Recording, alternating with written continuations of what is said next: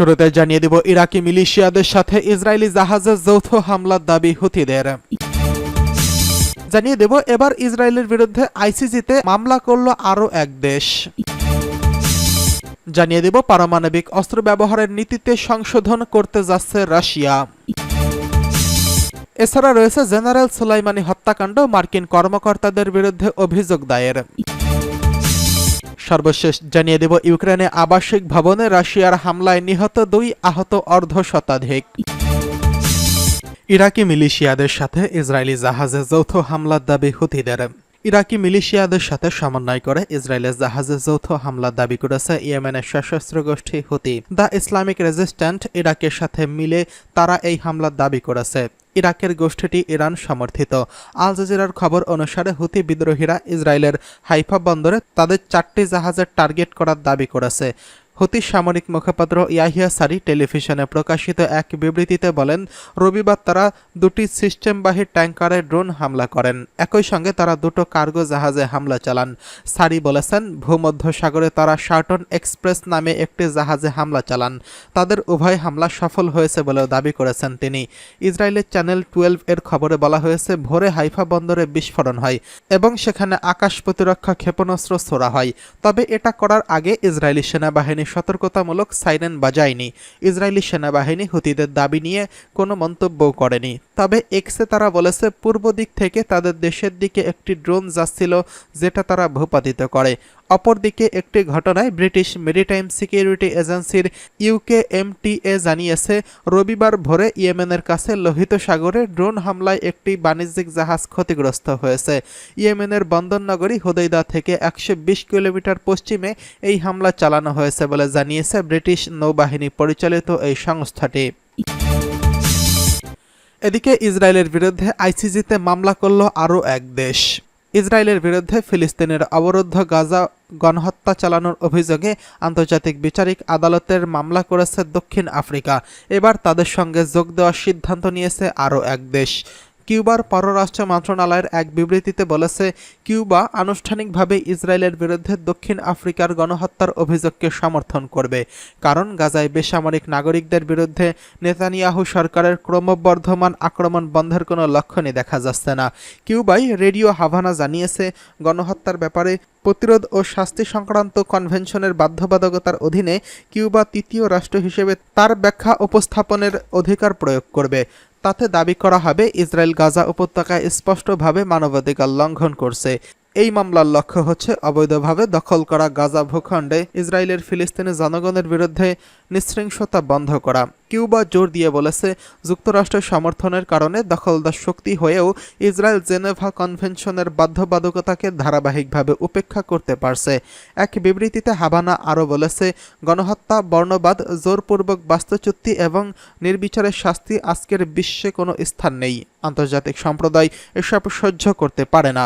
ফিলিস্তিনি জনগণের বিরুদ্ধে সংগঠিত গণহত্যা বন্ধ করতে বৈধ আন্তর্জাতিক প্রচেষ্টাকে যথাসম্ভব সমর্থন করে দেশটি।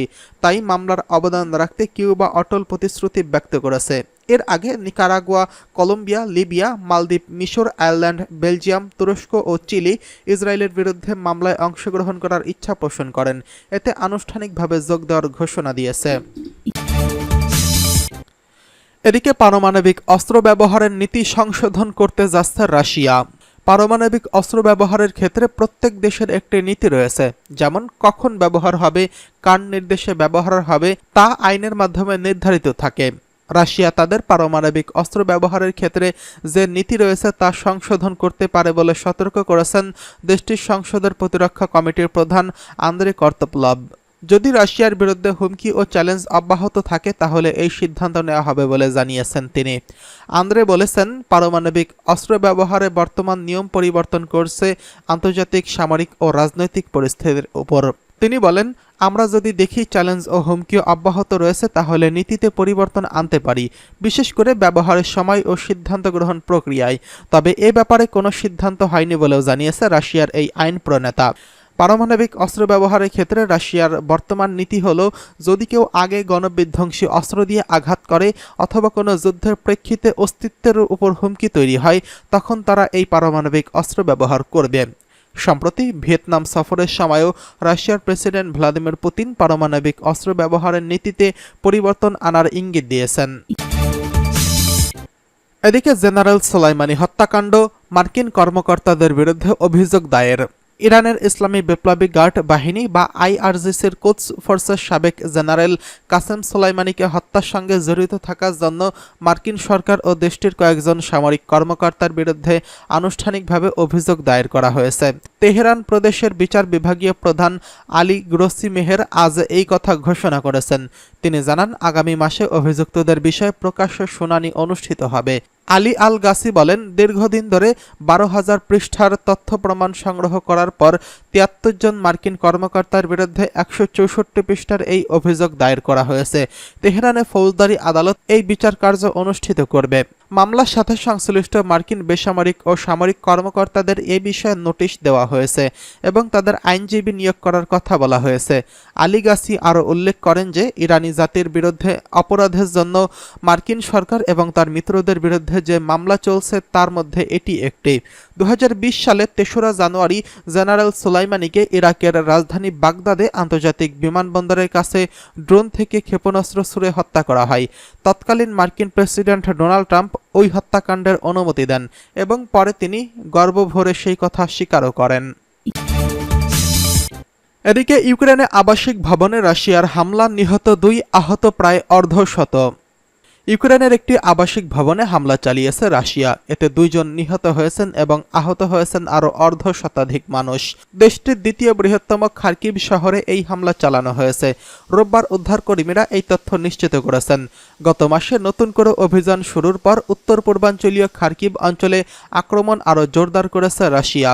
স্থানীয় সময় শনিবার খার্কিভ অঞ্চলের একটি 5তলা আবাসিক ভবনে রাশিয়ার হামলা বেশ ক্ষয়ক্ষতি হয়েছে বলে ইউক্রেনীয় কর্মকর্তারা নিশ্চিত করেছেন। জরুরি বিভাগের কর্মীরা ঘোষণা দিয়েছে যে স্থানীয় সময় রোববার সকালে উদ্ধার কাজ শেষ হয়েছে। এক টেলিগ্রাম পোস্টে জানানো হয়েছে যে রাশিয়ার বোমা হামলায় 2 জন নিহত হয়েছেন, এছাড়া আরও 53 জন আহত হয়েছেন। এদের মধ্যে 3 শিশু রয়েছে। এর আগে ইউক্রেনের দক্ষিণ পশ্চিম অঞ্চলের জ্বালানি অবকাঠামোতে বড় ধরনের হামলা চালিয়েছে রাশিয়া। শনিবার ইউক্রেনের পক্ষ থেকে এই তথ্য নিশ্চিত করা হয়েছে। জাপোরিঝিয়া এবং লভিভ অঞ্চলে ইউক্রেনের জ্বালানি অবকাঠামোর অনেক সরঞ্জাম ক্ষতিগ্রস্ত হয়েছে বলে দেশটির জ্বালানি মন্ত্রণালয় নিশ্চিত করেছেন। হামলায় 2 কর্মচারী আহত হয়েছেন এবং তাদেরকে জাপোরিঝিয়া হাসপাতালে ভর্তি করা হয়েছে। ইউক্রেন বলেছে, গত 3 মাসে দেশটির জ্বালানি অবকাঠামোতে এটা 8মবারের মতো বড় ধরনের হামলার ঘটনা ঘটল। 2 বছরেরও বেশি সময় ধরে ইউক্রেনে আগ্রাসন চালাচ্ছে রাশিয়া। ক্ষেপণাস্ত্র এবং ড্রোন দিয়ে ইউক্রেনের বিদ্যুৎ উৎপাদন কেন্দ্রগুলোকে পঙ্গু করে দেওয়া হচ্ছে। এদিকে পূর্ব ইউক্রেনে কৌশলগতভাবে গুরুত্বপূর্ণ শহর চাশিভ ইয়ারের চারপাশে রাশিয়ার বিরুদ্ধে লড়াই করা অত্যন্ত কঠিন হয়ে উঠেছে বলে জানিয়েছে কিয়েভ। শহরটিকে রক্ষা করতে নিয়োজিত ইউক্রেনীয় সামরিক ইউনিট এই তথ্য নিশ্চিত করেছেন। ইউক্রেনের 24তম যান্ত্রিক ব্রিগেডের কর্মকর্তারা জানান, তাদেরকে চাশিভ ইয়ার শহরে পাঠানো হয়েছে কারণ রাশিয়া সেখানে তুমুল আক্রমণ চালিয়ে যাচ্ছে।